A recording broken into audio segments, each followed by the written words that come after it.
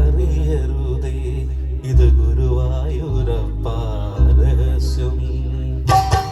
രാധകൻ പ്രേമത്തോടാണോ കൃഷ്ണ ഞാൻ പാടും ഗീതത്തിൽ